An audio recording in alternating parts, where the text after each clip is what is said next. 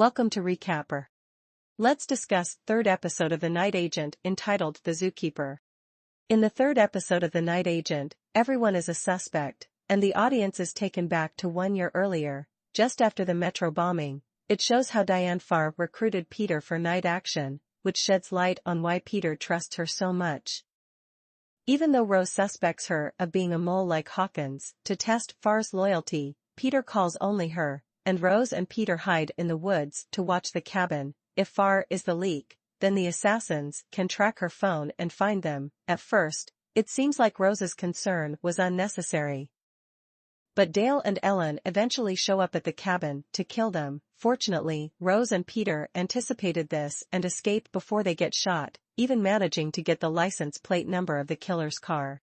Farr convenes with President Travers and other executives at the White House to discuss the case's current status. Unfortunately, they have no leads on how Hawkins was involved with the Campbell murders or who the suspects are. Travers is also worried about Peter's continued fieldwork with Rose.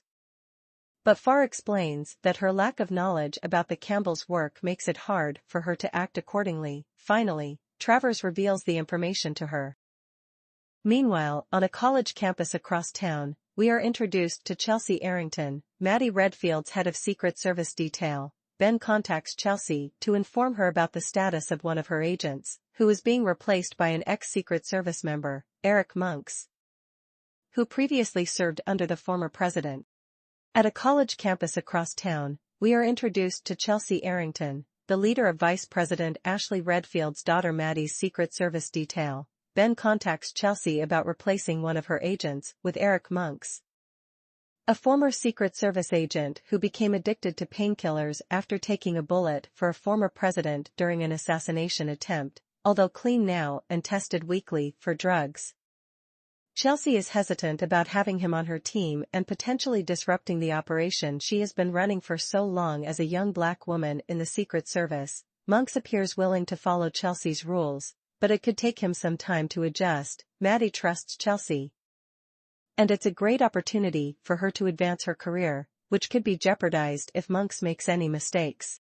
Despite the incident at the cabin, Peter still trusts Farr and believes she didn't betray them. However, Rose points out that someone close to her could be the mole and is monitoring her call log, making it still unsafe to communicate with Farr or be in her presence. To keep Farr from discovering their plan, Rose and Peter go to the White House, where Peter distracts Farr while Rose sneaks into the back room to copy the hard drive's contents onto another disk. But Farr is not fooled and realizes the hard drive has been wiped clean. She confronts Peter, suspecting that he is hiding something from her. Peter explains what happened with the phone call and the cabin incident, and Farr agrees to check her phone for tampering or hacking, believing Peter to be innocent. Meanwhile, Chelsea and Monks join Maddie at a bar, where she gets into a fight with a man who hates her father. Monks intervenes, but the man manages to grab Maddie's hair before he is subdued. The incident causes a scene, and Chelsea is unhappy with Monks. Chelsea admits that Monks made the situation worse instead of defusing it, which was his job. Ben, who used to be Monks' partner, thinks he's still an asset and wants him on the team as long as Chelsea keeps an eye on him and updates Ben. Chelsea agrees, but decides to investigate Monks further, enlisting the help of a friend. Maddie's relationship with her art professor seems shady, as evidenced by their text conversation. Paolo says he's close to convincing Maddie of something, and the anonymous person on the other end tells him to move faster. Later, it's revealed that the anonymous person is Matteo, the bomber with the rattlesnake tattoo. It's concerning that Paolo is courting the vice president's daughter on behalf of him.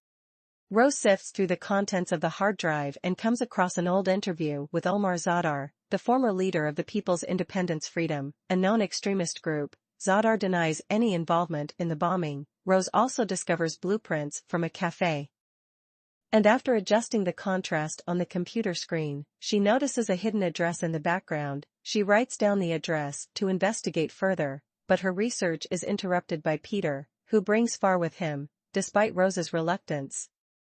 Farr offers to reveal more information about her aunt and uncle's work and who they really were.